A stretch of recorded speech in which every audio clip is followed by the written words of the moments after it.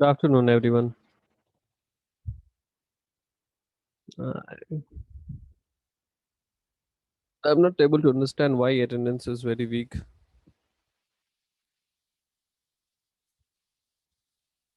Ashwin is not there. Why there's?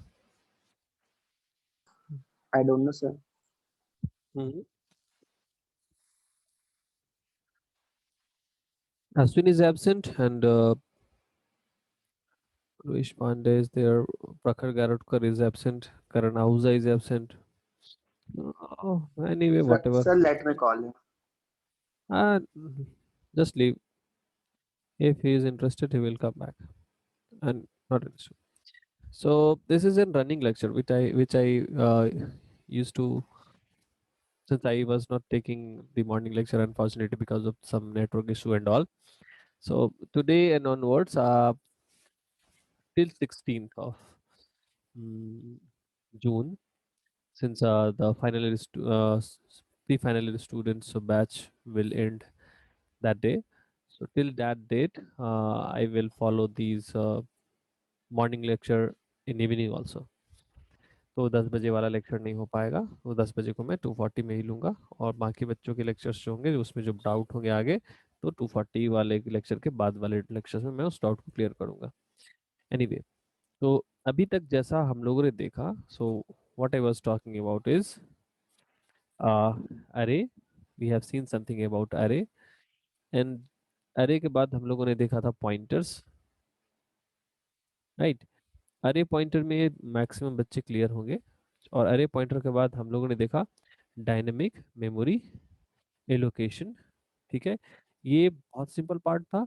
एक array declaration के बदले पॉइंटर यूज करके हमने एरे के लिए ही मेमोरी एलोकेट करके दिखाया. और बस इसका अगर हम सिंटैक्स भी याद रखें तो हमारी प्रोग्रामिंग के लिए सफिशिएंट होगा, राइट. देयर आफ्टर हम लोगों ने देखा what is stack, and then we have seen about Q.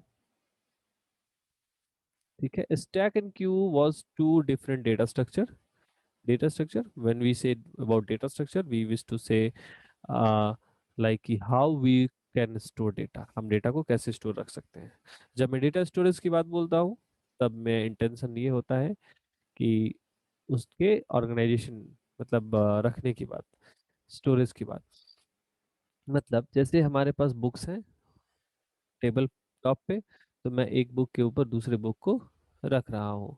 So this is one of the way we can place book on the tabletop. Another way is to place book on rack, so that the first book and second book, one book is behind the other book, right. So this is the another arrangement, the way of arrangement in which we can place our books, right. So these are two way in which we can store. So this way is known as stacking, this way is known as queuing, right. Stack में problem है कि हम last में इन करते हैं जिस element को, उसी एलिमेंट को पहले हम निकाल सकते हैं. और क्यू में लिमिटेशन ये है कि जब नया एलिमेंट आएगा तो हम उसको इंसर्ट करते हैं रियर पॉइंट पे, लेकिन निकालते समय पहले जो फर्स्ट का एलिमेंट होता है, पहला एलिमेंट होता है, उससे हम निकालते हैं. That is why it is known as first in. मतलब जो फर्स्ट इन हुआ था, दैट विल फर्स्ट आउट, वही पहले निकलेगा. And this is last in, जो सबसे लास्ट में गया है, स्टोर हुआ है, वही सबसे पहले आउट होगा, last out. So LIFO and FIFO are two techniques that are used in stack and queue. Okay, so after this stack and queue, we have also seen some type of sorting algorithm like uh, bubble sort and insertion sort.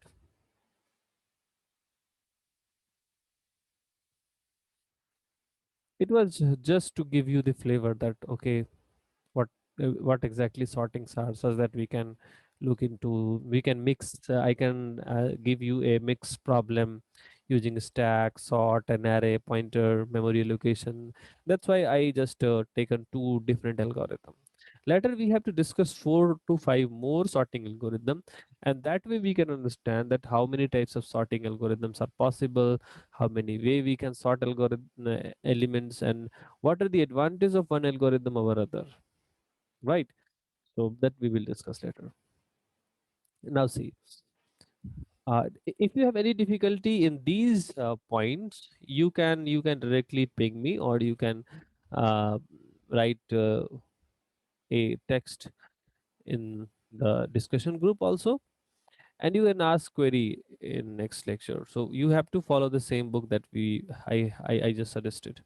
So Arjun, till what uh, topic you are comfortable, that way I will decide to separate the batch.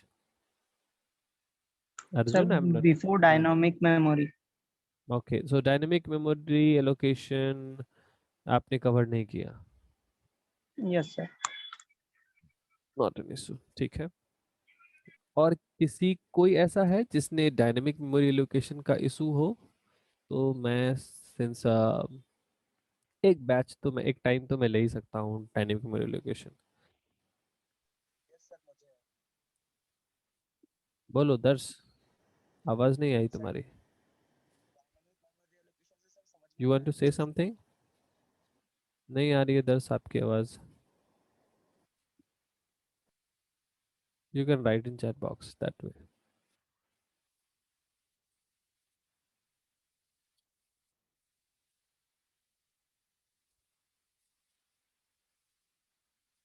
Okay, so I hope कि तब इस case में सबका dynamic memory allocation complete है, stack and queue complete है.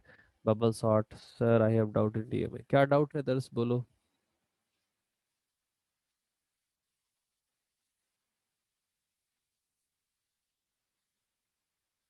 बोलिए दर्श.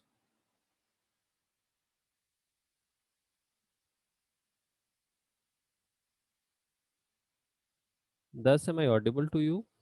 If yes, then kindly ask.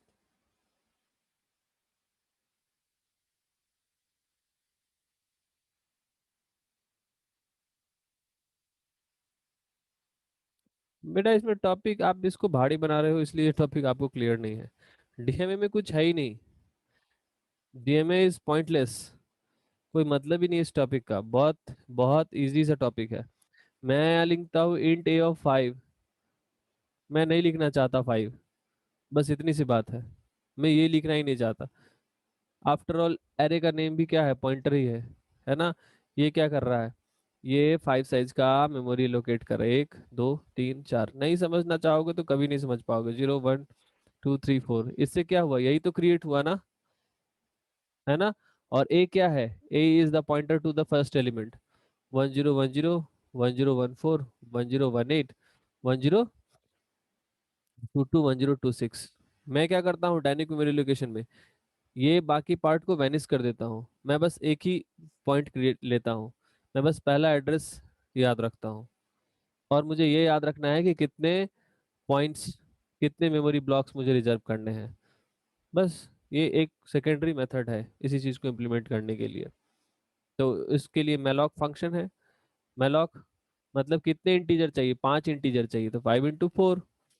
अब ये जो इंटीजर रिटर्न करता है, अब ये ऐसे उसको अगर नहीं समझोगे ना, तो देखो, मैं अगर लिखता हूँ इंट एक्स और मैं लिखता हूँ कैर वाई, मैं कभी लिख सकता क्या एक्स इक्वल टू वाई, गलत हो जाएगा.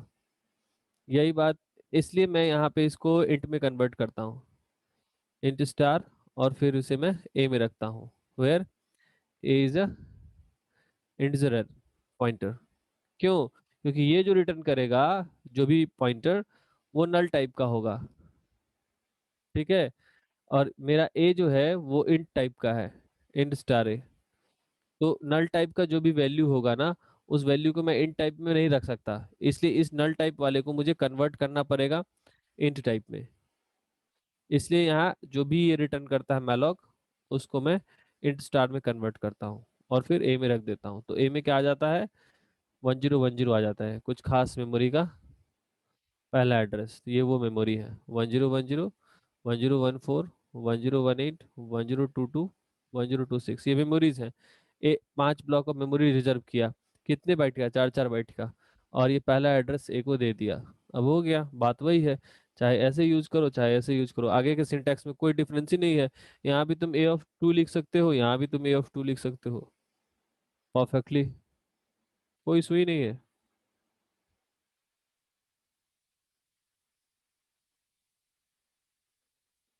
तो ये बातें हैं इसमें, और बुक पढ़ोगे तब तो क्लियर होगा, ऐसे थोड़े ना क्लियर होने जा रहा टॉपिक। पूछोगे, अब मैं अब जब पूछूंगा फोर्सफुली तब आप पूछोगे, बोलोगे कि सर नहीं क्लियर है, तो ऐसे काम चलता है क्या? आपको नहीं क्लियर, आप पूछो, पढ़ के आओ कि ये सर ये वाला टेक्स्ट यहाँ पे पढ़ा ना, तो मेरे को ये बातें नहीं समझ में आई। अब ऐसा थोड़ा ना कि क्लियर नहीं है। ब्लाइंडली पहले आप प्रोग्राम लिखो, ब्लाइंडली प्रोग्राम लिखो पहले। जब आप सी में स्टार्टिंग करी थी ना, तो मैंने बताया था क्या, कि एक मेन को लिखना कंपलसरी है, लिख लो, आपने फॉलो कर लिया, लिख लिया, आज आपको सब कुछ समझ में आ रहा है। तो जब डीएमए में बता रहा हूँ, तो डीएमए का पहले पैटर्न देखो कि ठीक है ऐसे लिखते हैं प्रोग्राम, पहले वैसे लिखना तो चालू करो। तभी अगर कभी आप पढ़ रहे हो और you are facing any problem, then you can ask me कि सर यहाँ पे मैं टेक्स्ट पढ़ रहा था, इस साइट पे पढ़ रहा था, या इस बुक में पढ़ रहा था, या यहाँ पे ये प्रॉब्लम देख रहा था, ये मेरे को समझ में नहीं आ रही है, या मैं कोई एरर देखता हूँ, ऐसी कोई प्रॉब्लम है क्या आपके पास? कहीं आपने पढ़ा हो तब नहीं समझ में आ रहा हो, कभी आपने कोडिंग करना स्टार्ट किया तब आपको नहीं समझ में आया, किस टाइप की डिफिकल्टी आपको हो रही है, तभी तो मैं बता पाऊंगा ना। Otherwise it is very difficult for me, कि मतलब ब्लाइंडली मैं कैसे समझ जाऊँ कि आपको क्या आ रहा है नहीं आ रहा। टॉपिक क्लियर नहीं हो रहा is not an answer, frankly. मैं इतने कितने ऐसे रिव्यू लेक्चर्स लूंगा, ये बताओ, जिसमें मैं आपसे बस ये पूछता रहूँ क्या प्रॉब्लम बेटा बताओ, क्या प्रॉब्लम बेटा बताओ, आप लोग आगे से कुछ आना नहीं है। मैं ऑलमोस्ट पिछले within a week, last week से कुछ क्लासेस नहीं ढंग से चली हैं, अनफॉर्चुनेटली। लेकिन you are not asking anything in group, you are not asking anything to me, nobody, no one. Arjun called me ना, he was asking me, that's why I Yes, have, sir. मैंने उसका नाम लिया कि no, if you have any problem I will take your lecture, if you will call me ना, if you will ping me, if you will send me the text, sir I have a doubt, ये वो ऐसा है, दिक्कत है, नहीं समझ में आ रहा है, तो मैं उसको रेशनली लूंगा। आप कुछ बोलोगे ही नहीं, जब मैं पूछ रहा हूँ तो ये पूरा का पूरा लेक्चर वेस्ट हो जा रहा है, मैं अपसेट हो जाता हूँ। कोई नहीं पूछ रहा है तो मैं समझता हूँ समझ में आ गया, मैं कैसे मुझे कैसे पता आपको समझ में आया नहीं आया? 35 ब्रेन्स है मेरे सामने, मैं तो एक एक फॉर्मेटेड मेथड से पढ़ाऊंगा, ऐसा थोड़ा ना है कि 35 डिफरेंट मेथड से पढ़ा सकता हूँ मैं। हर किसी को समझने का वे अलग है, इसलिए तो बुक्स और सप्लीमेंट्री मटेरियल्स दिए जाते हैं कि आप यहाँ पढ़ो और यहाँ पढ़ो। ऐसा कोई यूनिवर्सिटी नहीं है वर्ल्ड में जो आपको पॉइंट टू पॉइंट बताए और बोले बुक पढ़ने की कोई जरूरत नहीं है। और अगर कोई ऐसा कर रहा है ना, तो मतलब वो आपका लेग पुल कर रहा है, मतलब बहुत बैड वे है, क्योंकि आपको बुक पढ़ने की आदत होनी चाहिए। अदरवाइज आप कोई कंपटीशन में, कोई एग्जाम में, अभी तो वर्चुअल एग्जाम्स दिए हैं सारे, इसलिए आपको समझ में नहीं आ रहा है कि लेवल क्या होता है एग्जाम का। जब कॉम्पिटिटिव एग्जाम्स दोगे, जब सेमेस्टर, रियल सेमेस्टर लिखोगे, तब you that that moment you will get कि अरे एग्जाम क्या चीज़ है इंजीनियरिंग की। You are not getting my point. Wait.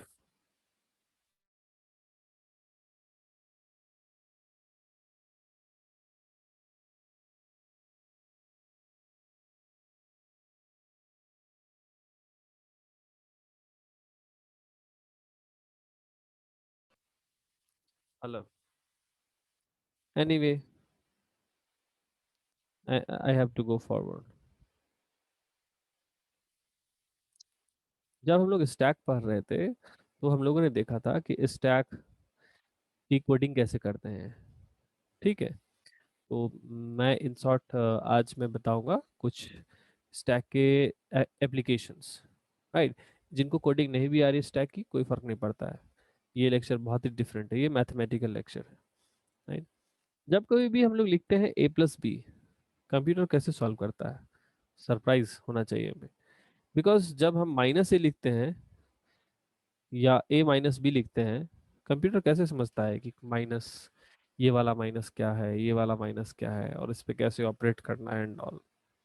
ये इतना इजी प्रोसेस नहीं है जो हम अपनी कॉग्निटिव एबिलिटी से इसको सॉल्व करते हैं। कंप्यूटर्स एक्चुअली इसको इस नोटेशन में रहने ही नहीं देता है, इसको कन्वर्ट कर लेता है। और इसको सपोज ये वाला स्टेटमेंट है तो कंप्यूटर इसको या इधर ऐसे फॉर्मेट में कन्वर्ट करेगा या ऐसे फॉर्मेट में कन्वर्ट करेगा। इस स्टेटमेंट को आइदर वो प्लस ए बी में कन्वर्ट कर लेगा और ए बी प्लस में कन्वर्ट कर लेगा। हम लोग एक फेवरेबल केस ये लेके के चलते हैं जिसमें ऑपरेटर पहले होता है ऑपरेंड बाद में होता है। इस केस में कंप्यूटर्स को क्या आसान है कि उसको एक ऑपरेटर मिलता है, ऑपरेटर मिलते ही वो नेक्स्ट टू ऑपरेंड ढूंढता है कि अभी हमको दो ऑपरेंड चाहिए ए बी, है ना, और उस पे ये ऑपरेशन लगा देता है। अब ये कैसे होता है that we will see shortly, है ना, बाय मींस ऑफ स्टैक। देखते हैं। अब इस फॉर्मेट को हम लोग बोलते हैं, जब कभी भी हम लोग लिखते हैं A plus B, this format is known as infix notation. Infix notation, infix notation में क्या होता है कि ऑपरेटर बीच में होता है, और प्लस ए बी टाइप के नोटेशन को हम लोग प्रीफिक्स नोटेशन बोलते हैं, राइट। और ए बी प्लस टाइप के नोटेशन को हम लोग पोस्ट फिक्स नोटेशन बोलते हैं। याद रखना ये एक नोटेशन है, लिखने का तरीका है। This is not the way we solve, this is notation, a way to write an expression. तो किसी भी एक्सप्रेशन को लिखने का ये दो अलग अलग मेथड हो सकता है, राइट। तो अब थोड़ा सा कॉम्प्लेक्स स्टेटमेंट लेते हैं, राइट। तो मैं लेता हूं a plus B multiplied by C minus D divide E. अब इसको कंप्यूटर कैसे सॉल्व करता है? तो कंप्यूटर सबसे पहले मार्कर लगाता है कि हाईएस्ट प्रायोरिटी के ऑपरेटर्स कौन है। एक ये है और एक ये है, जिसकी बराबर प्रायोरिटी है इस दोनों के ऊपर और हाईएस्ट है भी। अब इन दोनों में लेफ्ट टू राइट, पहले इसको सॉल्व करेगा फिर इसको सॉल्व करेगा। तो इस ऑपरेटर को कन्वर्ट करेगा। कन्वर्ट कैसे करेगा? स्टार पहले लेगा, मैं प्री नोटेशन की बात कर रहा हूं, मैं प्रीफिक्स यूज करूंगा, और बी और सी को बाद में लिखेगा। ठीक है, तो ये वाला पार्ट जो था वो बॉइल्स डाउन ऐसे हो गया। इससे पहले क्या है? ए प्लस, तो ए प्लस, इसके बाद क्या है? Minus D E. अभी हमारे पास क्या ऑपरेटर है? प्लस है, माइनस है और डिवीजन है। तो डिवीजन का हाईएस्ट प्रायोरिटी है, ठीक है। तो A plus star B C minus तो रहेगा ही। इसमें को क्या करेगा? डिवीजन मतलब ऑपरेटर, और फिर क्या, दो इसके ऑपरेंड डी और ई, और इसे हमने कर दिया ब्रैकेट में कन्वर्ट। मैं कन्वर्ट कर रहा हूं इसको इस फॉर्म में, meaning this is infix expression, this is an conversion from infix to prefix, infix to prefix conversion है ये। तो ये इनफिक्स नोटेशन में दिया हुआ है, अब मैं इसे कन्वर्ट कर रहा हूं, तो इधर हो गया। अब हमारे पास क्या ऑपरेटर बचे? एक प्लस और एक माइनस, दोनों की हाईएस्ट प्रायोरिटी है अभी। तो प्लस को पहले सॉल्व करेंगे। प्लस के लिए क्या है? प्लस के लिए एक ऑपरेंड ये है और दूसरा ऑपरेंड ये है ना। तो इस पूरे को अगर हम एक साथ बंच करके देखें तो पहले क्या होगा? प्लस जाएगा, फिर इसके लेफ्ट साइड वाला ऑपरेंड जाएगा और फिर इसके राइट साइड वाला ऑपरेंड जाएगा स्टार बी सी। ये अब एक सिंगल ऑपरेंड बन जाएगा। फिर ये माइनस तो है ही, and slash T is there. अभी एक ही ऑपरेटर बचा, इसके लेफ्ट साइड में एक ऑपरेंड है और इसके राइट साइड में दूसरा ऑपरेंड है। प्रीफिक्स के लिए सबसे पहले ऑपरेंड लेफ्ट में होता है और लेफ्ट ऑपरेंड को इसके बाद लिखते हैं, तो प्लस ए स्टार बी सी और राइट वाला ऑपरेंड स्लैश डी। तो ये एक्सप्रेशन और ये expression both are exactly same, both are exactly same. अगर आप इसको किसी कंप्यूटर को दोगे तो दोनों ही एक्सप्रेशन का जो भी आंसर होगा वो एग्जैक्टली सेम आएगा।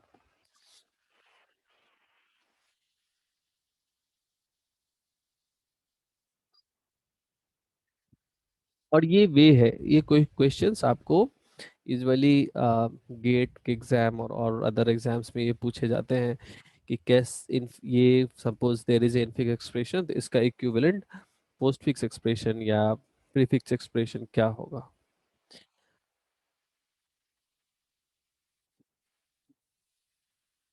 समझ में आया थोड़ा सा भी?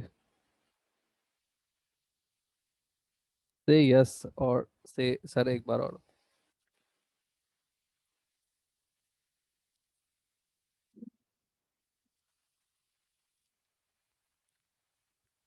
If you are getting my point, say yes. Otherwise, say, sir, one more time. Kindly explain. Sir, repeat again. Manav is saying okay fine, मैं रिपीट कर दूंगा, कोई सुनिए, मैं दूसरा एक्सप्रेशन लेके रिपीट करता हूँ, है ना? मैंने सिखाया भी कि कैसे इनफिक्स से कन्वर्ट करेंगे। ठीक है, चलो फाइन।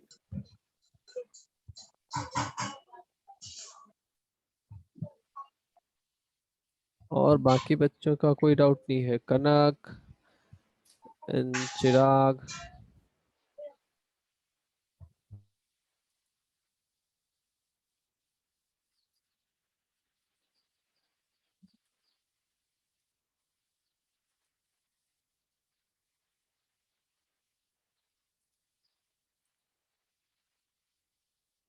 ठीक है, फिर से देखते हैं हम लोग। तो फिर से मैं रिकॉल कराता हूँ, मैं भी दूसरा एक्सप्रेशन लूंगा सॉल्व करने के लिए, right? That A plus B, अगर बीच में ऑपरेटर है और ये ऑपरेंड है, ऑपरेंड कहने का मतलब मैं 5+4 की बात बोल रहा, ये दोनों ऑपरेंड बोलते हैं इसको हम लोग, और ये ऑपरेटर है। ठीक है, so these two are operand.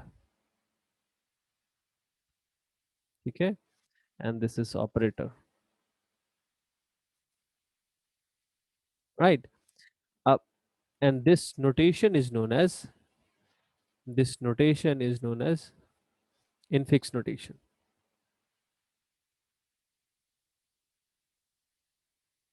And this notation is the way to write an expression. This is the way to write an expression. ठीक है, अब इसी एक्सप्रेशन a प्लस बी को हम ऐसे भी लिख सकते हैं, पहले ऑपरेटर लिख ले और बाद में इस दोनों ऑपरेंड को लिखे। दो ही ऑपरेंड क्यों लिख रहा हूं मैं? क्योंकि इस ऑपरेटर से के दोनों तरफ पहले लेफ्ट ऑपरेंड को लिखते हैं, फिर हम राइट ऑपरेंड को लिखते हैं। पहले ऑपरेटर लिखेंगे, फिर लेफ्ट ऑपरेंड, फिर right operand, right? So this is the way to write prefix expression. Prefix में क्या होगा? ऑपरेटर पहले फिक्स किया गया रहेगा। और सेम एक्सप्रेशन को हम लोग पोस्ट फिक्स नोटेशन में भी यूज कर सकते हैं। This is post fix. तो अगर एनी टाइम हमें ऐसा एक्सप्रेशन दिया, ये बहुत यूजफुल है, अभी मैं जब एप्लीकेशन इसका बताऊंगा अगले लेक्चर में कि कैसे इसको यूज करते हैं स्टैक के थ्रू, इसी प्रोग्राम को कैसे कन्वर्ट करेंगे, तो यू विल बी सरप्राइज्ड कि ओके यस, स्टैक का यूज है ये। कोई भी एक्सप्रेशन जब हम लिखते हैं ना तो उसको ऐसे ही सॉल्व करते हैं। तो suppose I am saying 5 into 4 divide 6 + 3 + 4 - 3 divide 3 + 9 multiplied by 3। Okay, so this is N expression. तो अब इस एक्सप्रेशन में देखो, सबसे हाईएस्ट प्रायोरिटी एक ये, दूसरा, तीसरा और चौथा, चार जगह चार ऑपरेटर है जिसकी प्रायोरिटी अभी हाई है। इसमें सबसे लेफ्ट वाले को हम सबसे पहले सॉल्व करेंगे। इसको सॉल्व करेंगे तो स्टार पहले लिखेंगे, अगर मैं प्रीफिक्स नोटेशन लिख रहा हूँ, लेफ्ट वाले ऑपरेंड को और फिर राइट वाले ऑपरेंड को, फिर मैं इसे कर दूंगा एक बॉक्स में बंद, और इसके बाद वाले सारे एक्सप्रेशन को एज इट इज लिख दूंगा। तो डिवाइड 6 + 3 + 4 - 3 + 9 × 3। अभी हाईएस्ट ऑपरेटर कौन कौन सा है? एक ये है, एक इधर है और एक इधर है। तो इसको ही सॉल्व करना बेटर है, लेफ्ट लेफ्ट मोस्ट को। तो इसमें क्या है, ये ऑपरेटर है तो डिवीजन ऑपरेटर को लिख दिया। लेफ्ट साइड में ऑपरेंड है, इसे लिखूंगा 5 4, और फिर राइट वाले ऑपरेंड को 6। अब ये सिंगल एक एलिमेंट की तरह बन गया, और राइट साइड में जितने भी थे उन सबको मैं एज इट इज लिख दूंगा। +3 + 4 - 3 + 9 × 3। अभी कौन बच गया? हाईएस्ट प्रायोरिटी इसकी है और इसकी है। ठीक है, तो मैं इस पार्ट को ऐसे ही लिखूंगा, डिवाइड 5 4 6 + 3 +4 माइनस ऑफ, अब इसको कैसे लिखेंगे, डिवाइड 3 and 3 लिखेंगे इस पार्ट को, इस पार्ट की बस बात कर रहा हूँ, राइट। अभी राइट वाले पार्ट को एज इट इज हम लोग छोड़ सकते हैं। अभी हाईएस्ट प्रायोरिटी का एकमात्र ऑपरेटर ये बच गया, तो we should write star 5 4 6 +3 +4 minus divide 3 3 plus, इसको कैसे लिखेंगे, *9 3, राइट। बस इसे ही मुझे लिखना था। नाउ अभी हाईएस्ट प्रायोरिटी वाले कौन है, 1 2 3 4, तो इसके लेफ्ट मोस्ट को सॉल्व करेंगे, मतलब इस पार्ट को सॉल्व करेंगे। इस पार्ट को सॉल्व करने का मतलब ऑपरेटर प्लस लेफ्ट ऑपरेंड ये वाला, डिवीजन मल्टीप्लिकेशन 5 4 6, और अब राइट वाला ऑपरेटर। ठीक है, तो ये पार्ट सॉल्व हो गया, इसको ब्रैकेट में कर रख देते हैं, और राइट साइड में जितना भी था उसे हम एज इट इज पुट कर देते हैं, 4 माइनस डिवीजन 3 3 प्लस इंटू 9 3। बहुत स्ट्रेट फॉरवर्ड है, कॉम्प्लेक्स लग रहा होगा लेकिन जरा सा भी कॉम्प्लेक्स नहीं है।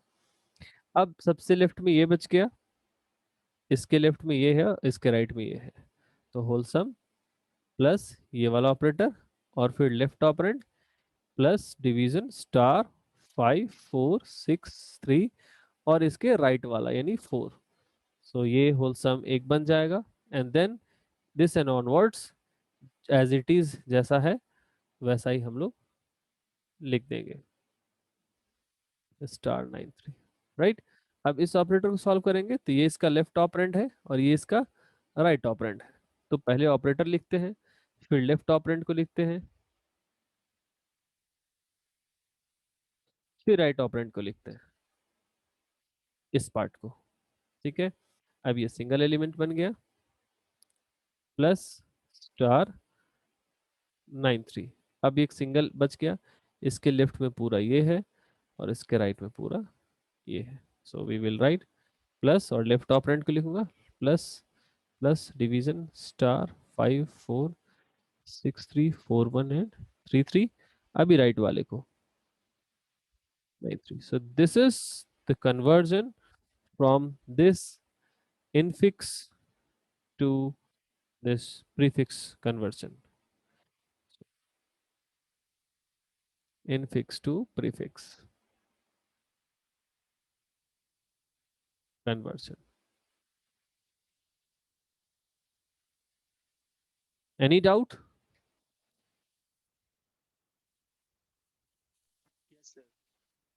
Any doubt? Anyone? हाँ बोलो। हेलो हाँ बोलो अश्विन बोलो। सर, अब तो और कंफ्यूजन बढ़ गया। पहले तो फिर क्यों? भी समझ में आया था, क्यों?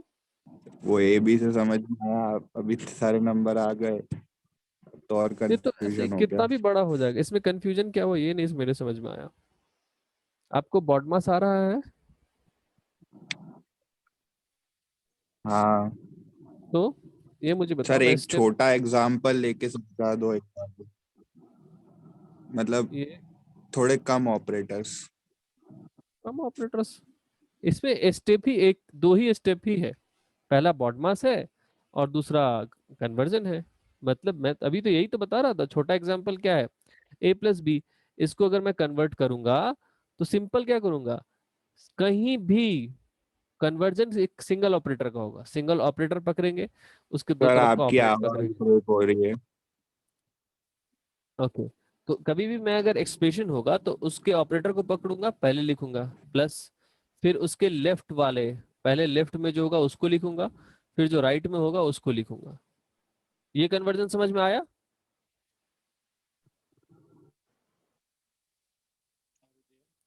ये वाला कन्वर्जन समझ में आया?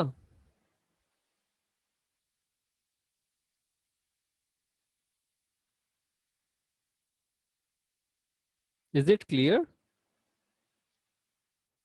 Any one of you can respond me ना। अभी एक मैं A*B+C लेता हूं,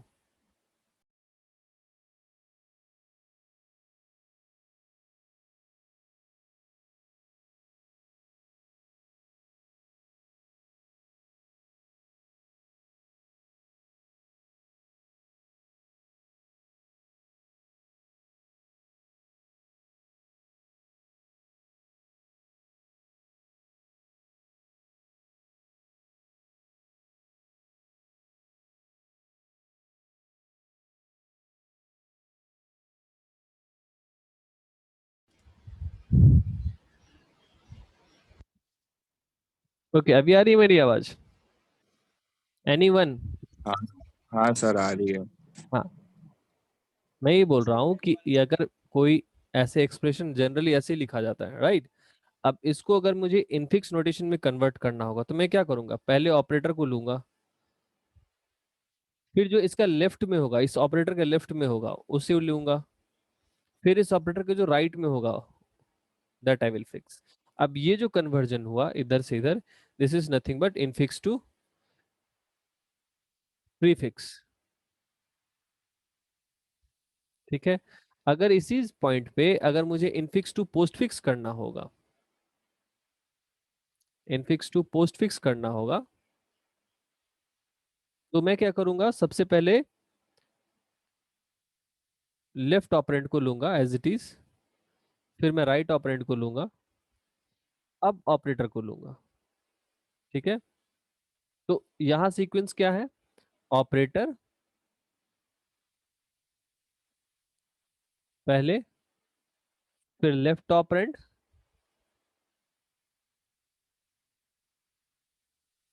फिर राइट ऑपरेंड।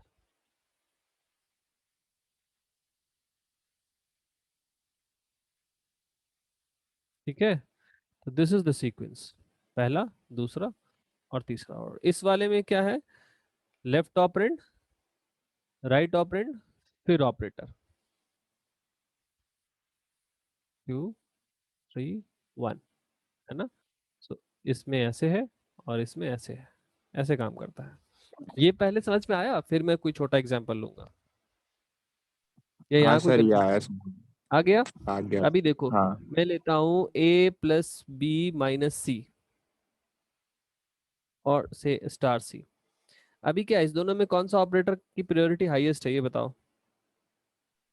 स्टार की। मल्टीप्लाई। मल्टीप्लिकेशन की, यानी इस एक्सप्रेशन की, है ना? तो ये एक्सप्रेशन को कन्वर्ट करना है मुझे, मैं इनफिक्स प्रीफिक्स वाला ही लेता हूँ।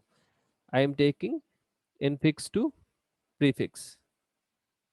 ज्यादा पॉपुलर मेथड है ये, सबसे ज्यादा यूज होता है।